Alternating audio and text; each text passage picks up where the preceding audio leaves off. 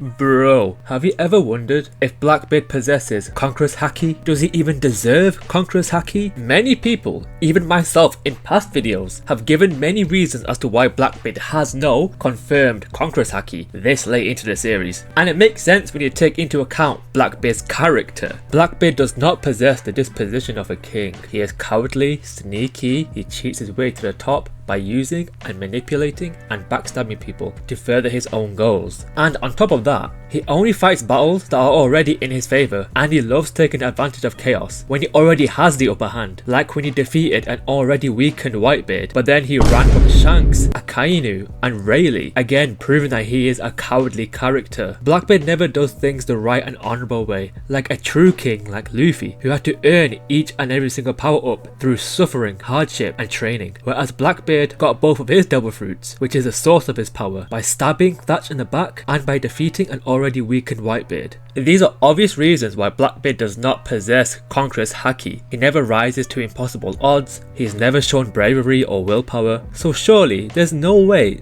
somebody like Blackbeard could possess the Haki of the Supreme King, right?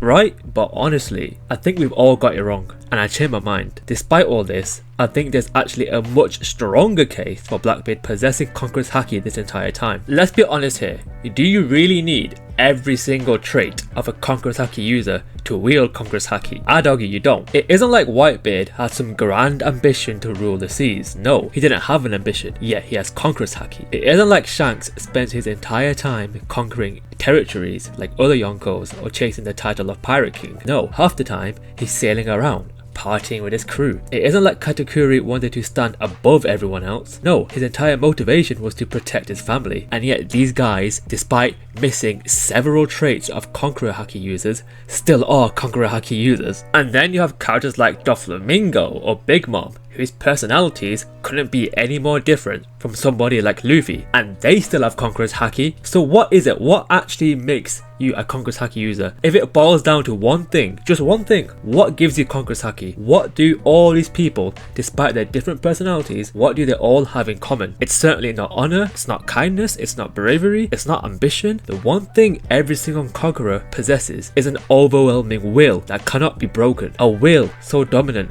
that it makes the world bend and reorganize around it. And if that's the true requirement, then Blackbeard suddenly becomes a very interesting case. Think about what Blackbeard actually wants. He literally wants to conquer the One Piece planet and become king of the world. He has spent decades carefully constructing a master plan that leads him to the very top of the world itself, and he would do anything, the keyword anything, to achieve it. Blackbeard is one of the greatest depictions of ambition itself, because there are no boundaries with Blackbeard. He's basically like Griffith. His ambition and conviction is so grand that he is willing to sacrifice his own family or his own crew to achieve it. This level of ambition, to want to conquer the world itself, is just like Rocks, as Blackbeard is the inheritor of Rocks' will, and whose Haki was so great that he was able to do a solo sky split. Where do you think such a great Conqueror's Haki came from?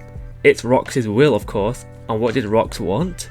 The same thing as Blackbeard, to take down Emu and become the king of the world. But here's the thing, Blackbeard is greater than Rocks. Blackbeard has a greater ambition than Rocks, because Rocks threw away his master plan and ambition to defeat Emu because he wanted to protect his family. He was too early. But Blackbeard does not let sentimental stuff like family or friendship get in the way of his ambition, because he's like, you know, the One Piece Griffith. Most people, like Rocks, have limits, lines that they refuse to cross. There are sacrifices they aren't willing to make. However, Blackbeard has no lines that he won't cross. He will betray his own family. He will murder his comrades if it furthers his own ambition. Blackbeard's dream always comes first, and his morality always bends around his ambition, never the other way around. And perhaps no line captures Blackbeard's mindset greater than this famous quote, "A man's dream never dies." To Blackbeard, a dream isn't just a wish, it's an obsession. Something worth dedicating your entire life to, something worth killing for, something worth betraying your comrades for, something worth waiting on a ship, pretending for decades. This is what makes Blackbeard a conqueror. If Conqueror's Haki is truly the physical manifestation of an overwhelming will, then Blackbeard's unwavering devotion to his dream may be one of the strongest arguments that he does possess Supreme King Haki all along. Also, just by necessity, if Blackbeard is going to be the final villain, then he would definitely need advanced Conqueror's Haki to even compete at Luffy's level. Because Kaido said it himself, Roger never had a devil fruit and he reached the top with Haki alone. Haki trumps all. Kaido told Luffy not to get too carried away when he awakened Gear 5 because his Haki was lacking. And then the next arc in Egghead, it was Joy Boy's Haki that saved the day and made Emu tremble. And right now, Luffy's Gear 5 can do nothing against Emu. It's obvious that Luffy's next power up will be him taking his advanced Conqueror's Haki to the next level as Kaido told him to. Otherwise, you're going to have a final battle that's fundamentally unbalanced. You're going to have on one hand Luffy, a Conqueror's Haki master, and a Blackbeard, a bum with no Haki. Now, could Oda find another way to make Blackbeard a threat to Luffy at that point? Absolutely. His unique body, multiple devil fruits, mysterious abilities leave plenty of room for surprises. But with how much Conqueror's Haki is being emphasized in the narrative ever since Kaido described it as the power that trumps all, then it's hard to imagine the man standing opposite the future Pirate King not possessing Conqueror's Haki in one of its highest forms. Also, there's another detail I think a lot of people overlook. The very first character in the entire series to even mention Haki by name was Blackbeard, all the way back in Mocktown, long before Ray Lee ever explained the concept. Blackbeard sensed Haki within Luffy, and that tells us something important.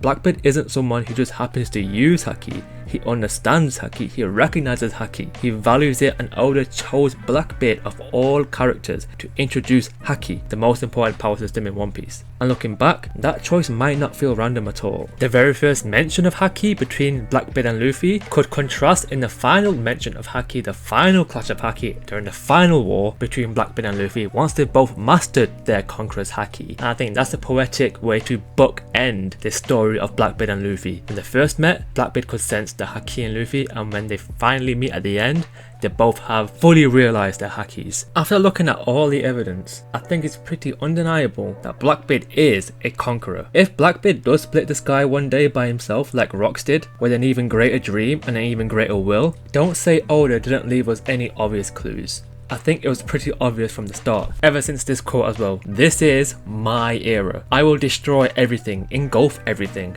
This guy is literally speaking like a conqueror. This guy wants to stand at the top. He wants to rule the world, and he uses cowardly methods to achieve it, yes, but that doesn't take away from his conqueror mindset and spirit. This is still a conqueror. I mean, Doflamingo still used his own version of Damu Reversi to obtain the kingdom of Dressrosa for himself. It doesn't mean he's not a conqueror. He is a conqueror, but he still used sneaky ways to achieve it. So yes, Blackbeard is a conqueror. But what do you think? Definitely comment down below. And if you enjoyed this video, definitely check out what other anime characters would have Conqueror's Haki. And massive thank you to my members, Cats A My Family, Uso Timor, and Mr. Bushido 56. And I will see you there.